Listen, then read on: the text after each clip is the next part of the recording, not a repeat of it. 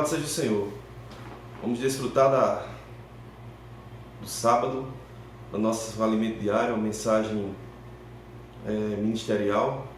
Que o Senhor possa estar com cada um de nós, amados irmãos, durante todos esses dias. Que essa palavra possa encontrar um ambiente adequado em nossos corações, para que nós possamos dar cabo à vontade de Deus. Senhor Jesus, muito obrigado, Senhor, por essa oportunidade de ser dispenseiro da Tua palavra. Senhor, unge-me meus lábios, usa-me como uma sarça. Ó Senhor, porque Tu é o fogo, mas esse fogo não consome a sarça, Ele apenas usa. Senhor, então, que as palavras do ministério, elas possam encontrar uma boa terra nos Teus filhos, nos santos, Senhor, na igreja em Guarabira, que possa haver edificação. Louvado seja o Senhor. Pois bem, amados, essa é a mensagem do ministério. O alimento diário que nós estamos desfrutando é este aqui. Título geral e tema é Deus nos chama para seu reino e glória.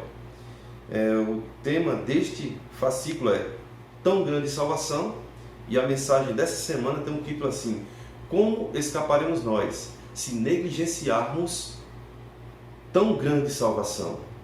Amados, primeiramente a palavra negligenciar é não fazer conta, dar de ombro.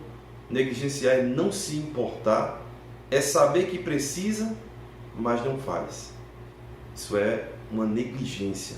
É alguém que está precisando de um remédio, eu sei que aquele remédio vai curar, mas eu não dou.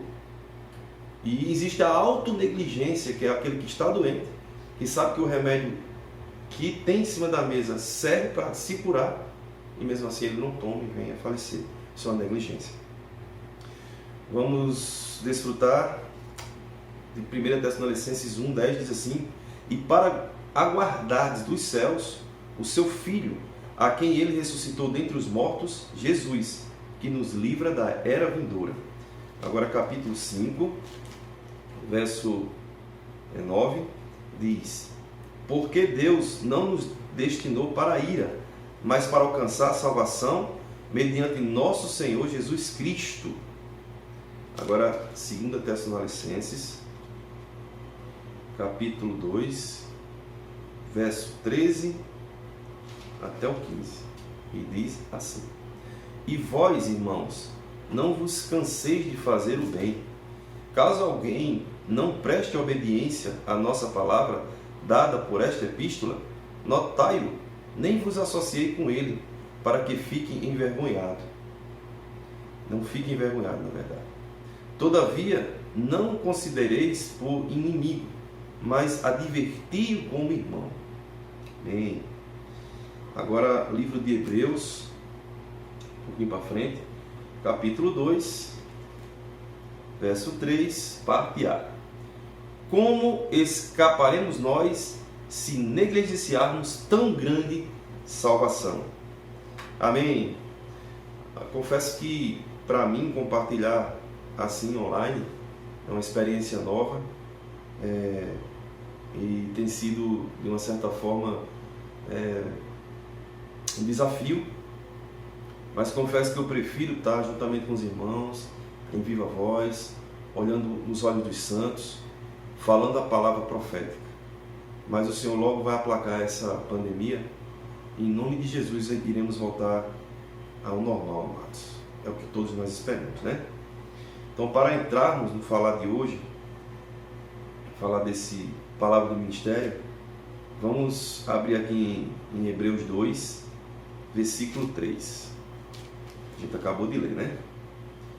Que diz assim: Como escaparemos nós se negligenciarmos tão grande salvação, a qual, tendo sido anunciada inicialmente pelo Senhor, foi-nos depois confirmada pelos que a ouviram. Isso é um versículo muito forte, né? Que leva-nos a fazer uma introspecção em nós mesmos. Amados, existe uma salvação, não somente uma salvação. A palavra fala tão grande salvação. O Senhor preparou para nós essa salvação a preço de sangue. A expressão tão grande salvação se refere ao maravilhoso trabalho de Cristo. Qual foi o trabalho de Cristo? Amados, como ovelha sem pecado, o Senhor veio aqui na terra, teve um viver humano perfeito, sem se desviar para a direita e para a esquerda, sendo obediente a Deus, levando a cabo a sua vontade, e assim como estava escrito pelos profetas no antepassado, ele foi à cruz, recebeu uma morte vicária, uma morte humilhante, porque só penduravam na cruz aqueles malfeitores, bandidos. É tanto que ao lado do Senhor tinha assassino e tinha ladrão.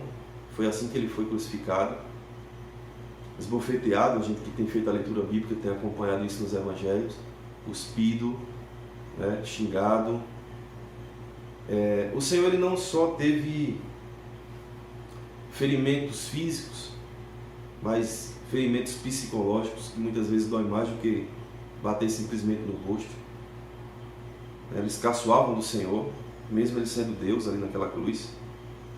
E tudo isso ele fez em nosso lugar, nós que pecamos em Adão, nós que estávamos destinados ao lago de fogo, nós que por natureza caída temos atributos malignos dentro de nós, éramos inimigos de Deus. A Bíblia nos garante isso, que antes de crer éramos inimigos de Deus. Ó Senhor Jesus, ó Senhor Jesus.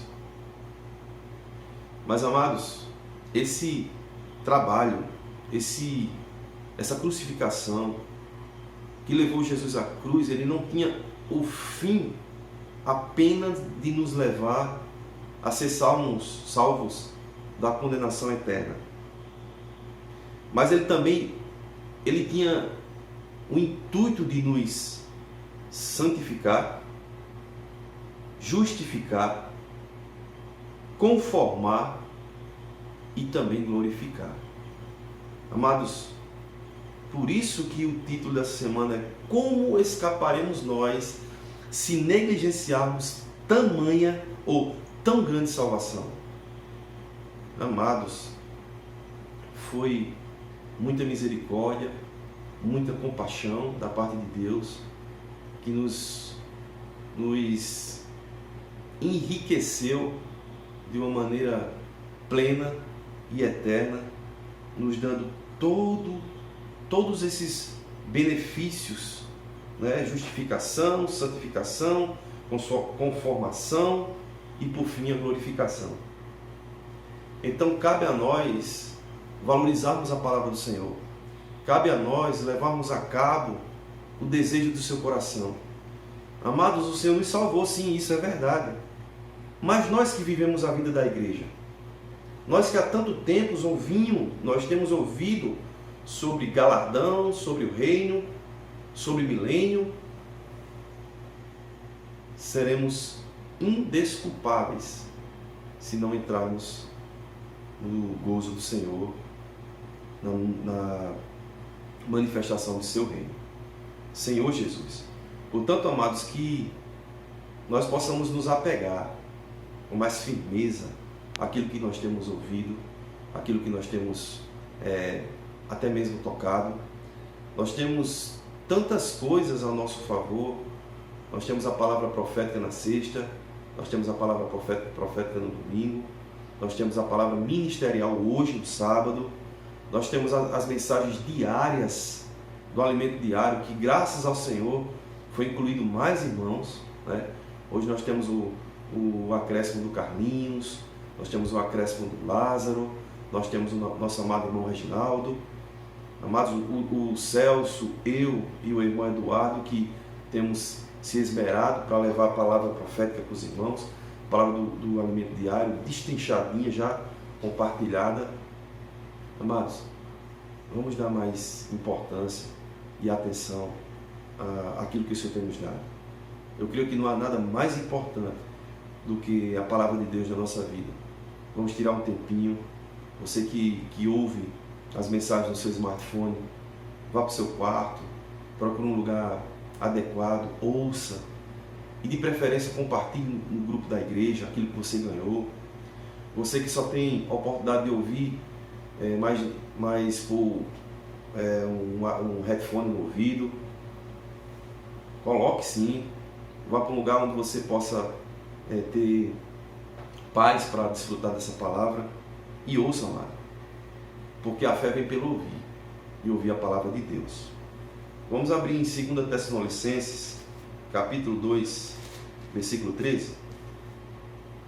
2 Tessalonicenses 2, versículo 13 diz assim: Entretanto, devemos sempre dar graças a Deus por vós, irmãos amados pelo Senhor, porque Deus os escolheu desde o princípio para a salvação, pela santificação do Espírito e fé na verdade.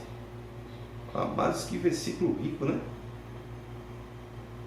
Olha só, capítulo 2, versículo 13, é isso mesmo, diz: Entretanto, devemos sempre dar graças a Deus por vós, irmãos amados pelo Senhor, porque Deus vos escolheu desde o princípio para a salvação, pela santificação do Espírito e a fé na verdade. Deixa eu ver um outro versículo aqui para confrontar. 3, né?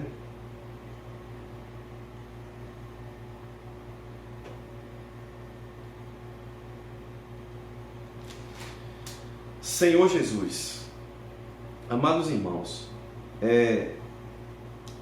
nós sabemos que haverá um julgamento no porvir e uma condenação para aqueles que não têm a vida de Deus, aqueles que são incrédulos, aqueles que não quiseram se converter.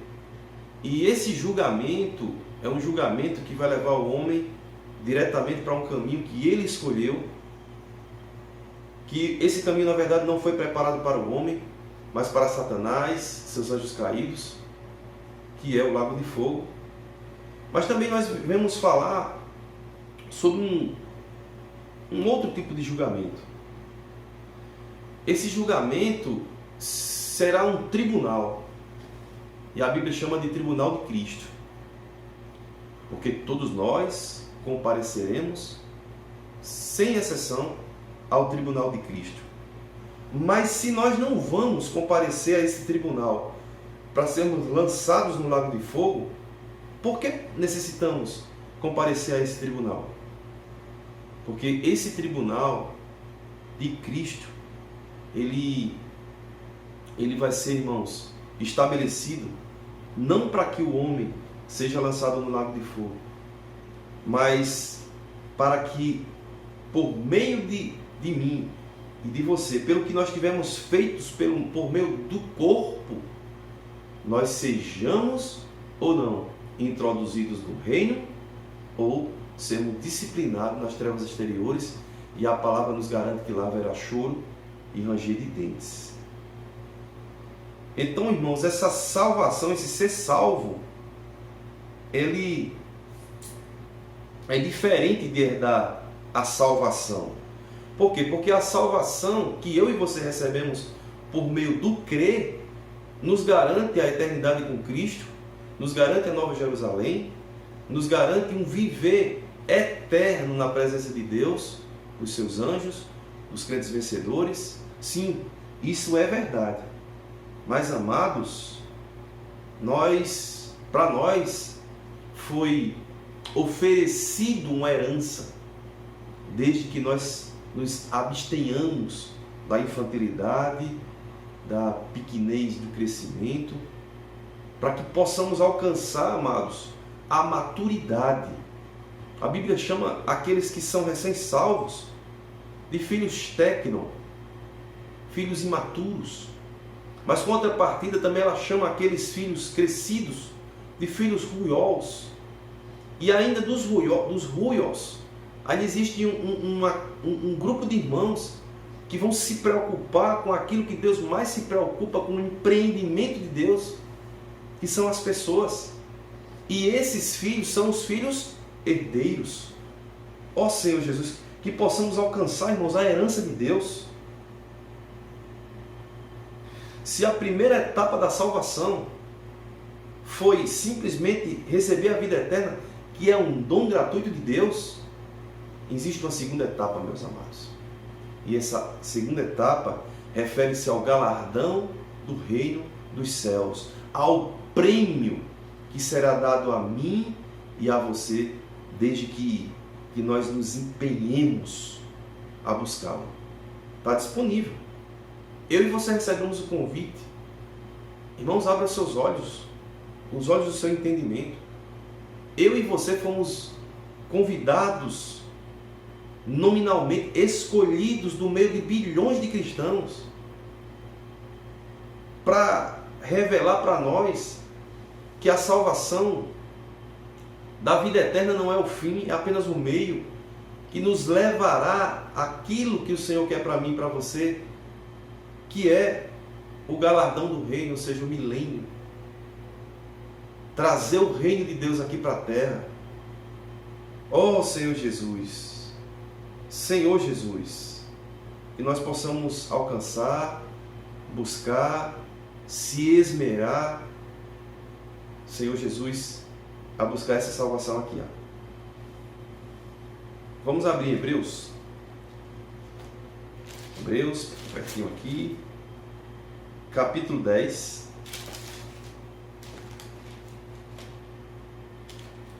Hebreus 10, versículo 24 e 25, diz assim, ó: consideremo-nos também uns aos outros, para nos estimularmos ao amor e às boas obras. Não deixemos de congregar-nos, como é costume de alguns. Antes, façamos admoestações, e tanto mais, quanto vedes que o dia se aproxima. O versículo é muito rico, muito encorajador. Amados, aqui fala de admoestarmos. Admoestarmos uns aos outros.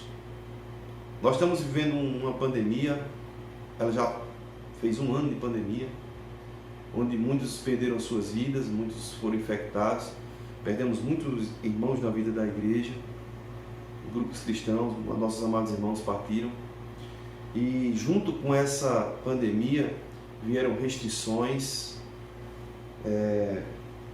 de todos os tipos, e uma delas chama-se isolamento social, que nos privou de reunirmos, de congregarmos, de estarmos juntos.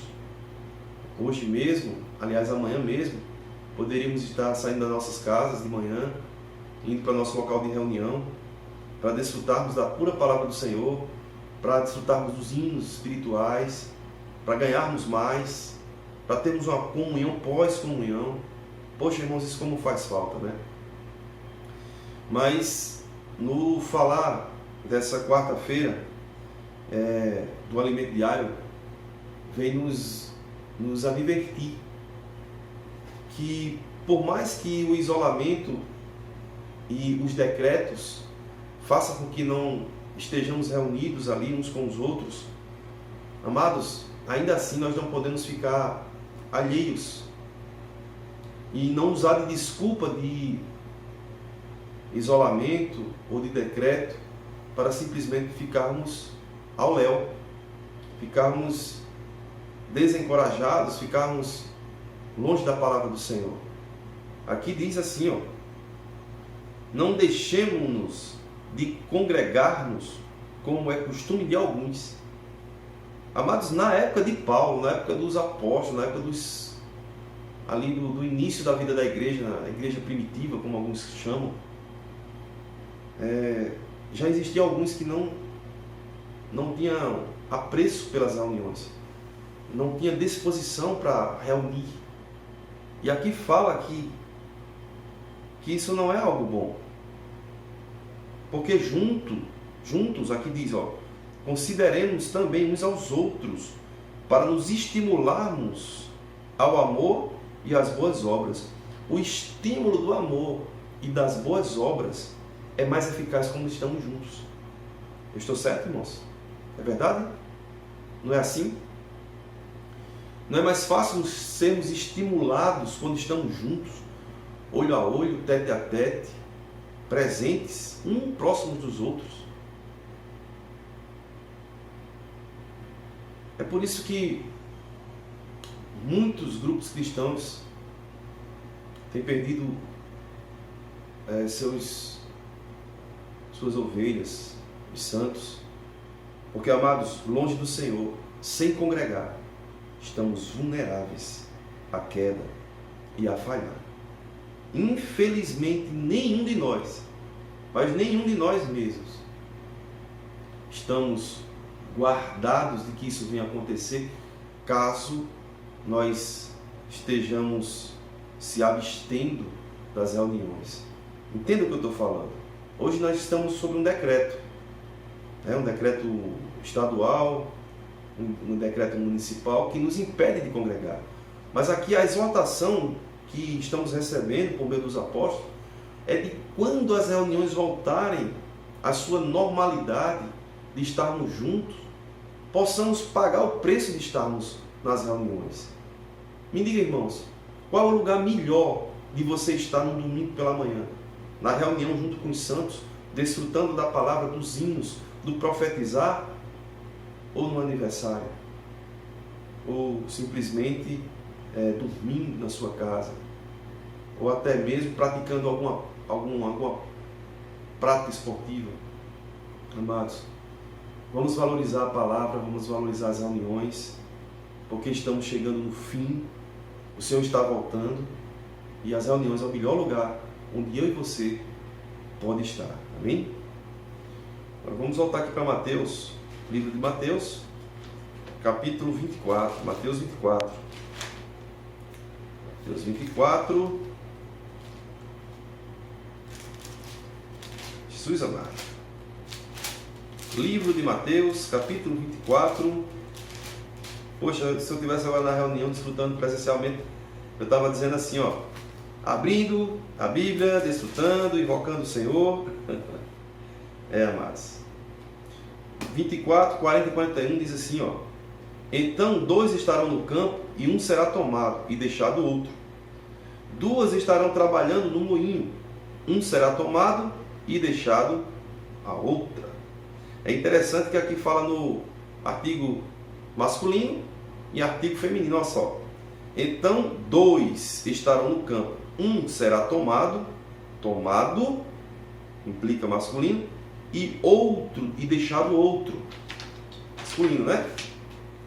Já aqui embaixo, portanto, 41, 2 estarão trabalhando no moinho, uma será tomada e deixada a outra. Amados, isso é muito importante também. Quem de nós não sente que o Senhor está voltando? Quem não ouviu falar, até mesmo por boca dos incrédulos, que o fim dos tempos está chegando?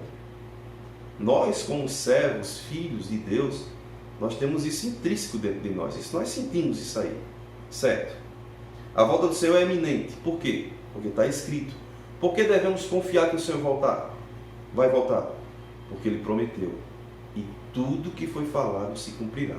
Nenhuma palavra falhou de tudo que o Senhor profetizou. Então, de fato, Ele vai voltar. Mesmo estando cientes da proximidade da volta do Senhor, ainda assim, precisamos continuar em nosso viver cotidiano. O que é que isso significa? Eu creio que todos nós temos clareza disso, né? Mas se os apóstolos e o Senhor, por meio dele, tem falado, é que provavelmente alguns cristãos, até mesmo irmãos da vida da igreja, podem estar espiritualizando demais as coisas. O Senhor vai voltar, então eu não vou mais investir no meu trabalho, eu sou um comerciante, eu tenho uma empresa, já não vou mais fazer mais compras, não vou fazer planejamentos futuros, agora eu vou me enclausurar dentro do quarto, vou ler meu alimento diário, vou fazer leitura bíblica 24 horas agora, vou parar só para almoçar, tomar café e jantar. E nem tomar banho eu vou mais. Irmãos, brincadeiras à parte, mas tem muitos irmãos que espiritualizam demais as coisas. Adolescentes, jovens, aqueles que estão prestes a entrar na universidade, já não vou mais me esmerar, já não vou mais estudar, vou deixar tudo de lado, não vou pagar o preço, faculdade que fica em segundo plano, Meu negócio agora é desfrute. Eu agora vou ficar nos pés do Cordeiro 24 horas em oração. O irmão disse que era para me orar sem cessar, então não vou nem sair de casa. Estudar, deixa para lá. Irmãos, isso não é prudente. Jovem, você jovem, estude, se esmere. Você que trabalha, você que tem seu próprio comércio, invista, faça planejamentos a longo prazo. Seja prudente. Você que trabalha em empresa privada, como eu, como o Celso, como muitos aí, se esmere, honre seu trabalho. Vai à frente. Faça o seu melhor. Mas, junto disso, você pode orar, você pode invocar o nome do Senhor, você pode ter um viver um viver que expresse a Cristo na sua carne, um viver de piedade, sem abdicar dessas coisas. Isso é ser sábio. É como aquela palavra que o irmão Eduardo falou aqui, numa reunião de serviço, a gente estava até de saída, ele falou sobre a questão dos israelitas, no livro de Neemias e de Esdras, fala sobre a edificação, a reedificação dos muros, e em uma mão, amados, eles estavam ali com uma colher de pedreiro, e na outra mão com a espada, ou seja, trabalhavam com uma mão e se preparavam com outra. Será que não é isso que devemos fazer? Senhor Jesus, como Eduardo, meu filho, compartilhou, pai, nós podemos andar na terra com os olhos no céu. E tem até um hino que fala assim: andando na terra com os olhos no céu. Senhor Jesus. Agora vamos abrir no livro do Pentateuco, lá no livro escrito por Moisés, chamado Deuteronômio. Quinto livro da Bíblia, quinto livro escrito por Moisés, capítulo 30, versículo 19. Poxa, me veio agora na lembrança, quando eu tomava conta dos jovens, pela muita misericórdia do Senhor, que certa vez eu mostrei esse versículo para eles, falando sobre questão de escolhas. Naquela ocasião, era escolhas do que eles queriam para a vida, que eles queriam para o cotidiano, que eles tinham sido privilegiados de ter recebido a vida da igreja, pais que o encaminharam para esse viver. E esse versículo está em Deuteronômio 30, versículo 19, diz assim, ó: os céus e a terra tomam hoje por testemunha contra ti, que te propus a vida e a morte, a bênção e a maldição. Escolhe, pois, a vida, para que vivas tu e a tua descendência. Saudade dos nossos jovens, todos juntos. Onde quer que vocês estejam, jovens, que Deus esteja com vocês e que vocês possam voltar. Vocês que estão reunindo conosco hoje, o Senhor possa tocar no coraçãozinho de vocês, onde quer que vocês estejam, para que vocês estejam novamente, sabe, amados, iluminando as nossas reuniões com a sua presença, com o seu vigor. Deus precisa de vocês. Voltem, meus amados, estejam conosco. Amados, esse versículo de Deuteronômio, vou ler novamente, diz assim: os céus e a terra tomam hoje por testemunha contra ti, que te propus a vida e a morte, a bênção e a maldição. Escolhe, pois, a vida, para que vivas tu e tua descendência.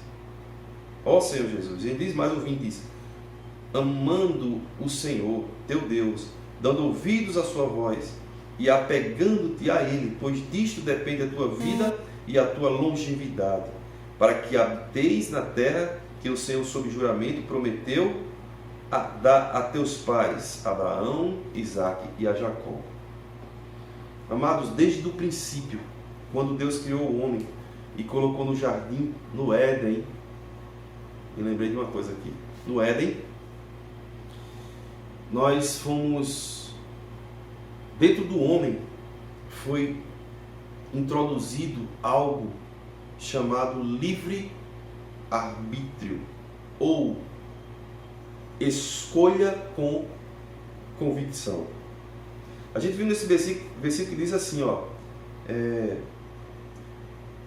eis que tenho posto diante de ti a vida e a morte, a bênção e a maldição. 2 pontos. Se você prestar atenção, você vai ver 2 pontos. Houve uma pausa aí. Aí Deus diz, era como se ele falasse ali de uma forma desesperada: escolhe, pois, a vida. Amados, Deus pôs a morte, a vida, a bênção e a maldição e exclama: escolhe, pois, a vida. Esse falar ecoa e ecoará até a volta de Cristo. Amém, meus amados irmãos, que um dia nós escolhemos a salvação, se bem que Jesus quem nos escolheu, mas buscar ser justificado por Jesus Cristo é uma escolha minha ou sua. Deus se revelou de várias maneiras no seu dia a dia, para que um dia, aquele dia que só eu e você lembra, os olhos do nosso entendimento fossem abertos e o Espírito Santo viesse a nos convencer a recebermos o Senhor. Mas nem todos fazem a escolha que eu e você fizemos. E durante todos os dias, essa escolha, essa oportunidade de escolha, Deus nos dá. O livre-arbítrio Ele nos dá. Senhor Jesus. Deus, Ele jamais queria que o escolhêssemos Ele de uma forma arbitrária. Porque sendo assim, faltaria o quê? Justiça. Deus não seria justo e Deus é o poço, a fonte da justiça. E foi assim no princípio. Adão e Eva poderiam escolher entre a árvore da vida e a árvore do conhecimento do bem e do mal. Mas, infelizmente, o homem foi enganado pela serpente, amados. E vindo a escolher a árvore do conhecimento do bem e do mal, e quando o homem escolheu a árvore do conhecimento do bem e do mal, algo automaticamente se alojou em seu ser, mais precisamente na sua alma, e nós chamamos isso de vida da alma, e a Bíblia chama isso de pecado. Por que nós chamamos de vida da alma? Porque essa vida da alma é uma vida clandestina, é aquilo que nos leva a pecar. Você, em alguma vez, em alguma situação na sua vida, já disse algo a alguém que você não queria dizer, mas a palavra saiu, machucou aquela pessoa e você se arrependeu depois? Algo dentro de você levou a você cometer isso aí. As pessoas, elas não são ruins por natureza e não são boas por natureza. As pessoas fazem escolhas contínuas e vivem ou pela vida divina ou pela vida da alma.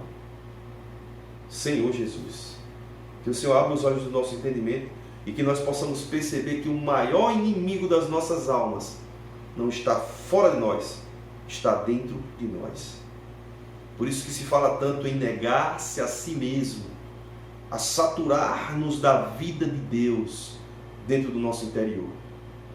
Senhor Jesus, que privilégio é podermos ter a oportunidade de escolha, amados, hoje. Escolha Deus. Se você está junto de outro irmão agora nesse momento, olha nos olhos dele e diga assim: irmão, escolha sempre Deus. Diga assim: escolha sempre o caminho da vida. Porque Deus diz: escolhe, pois, a vida. Vamos desfrutar aqui um pouquinho de Gênesis. O primeiro livro da Bíblia é o Gênesis de Moisés, capítulo 3, verso 2 ao 6. E diz assim: respondeu-lhe a mulher: do fruto da árvore do jardim podemos comer, mas do fruto da árvore que está no meio do jardim, disse Deus: dele jamais comereis, nem tocareis nele, para que não morrais. Então a serpente disse à mulher: é certo que não morrereis, porque Deus sabe que no dia em que dele comerdes, se vos abrirão os olhos, e como Deus sereis conhecedores do bem e do mal. Vendo a mulher que a árvore era boa para se comer, agradável aos olhos, a árvore desejável para dar entendimento, tomou-lhe do fruto e comeu, e deu também ao marido, e ele comeu. Amados irmãos, aqui está relatado o processo ao qual o homem caiu, se distanciando de Deus, provando do fruto da árvore do conhecimento do bem e do mal, se corrompendo e se desconectando de Deus. Nesse versículo, entre as entrelinhas, nós vemos que a arma mais eficaz que Satanás tem e que ele usa continuamente e talvez jamais deixará de usar, exceto quando ele for lançado no lago de fogo, que não terá nenhuma serventia quando ele receber a sua condenação.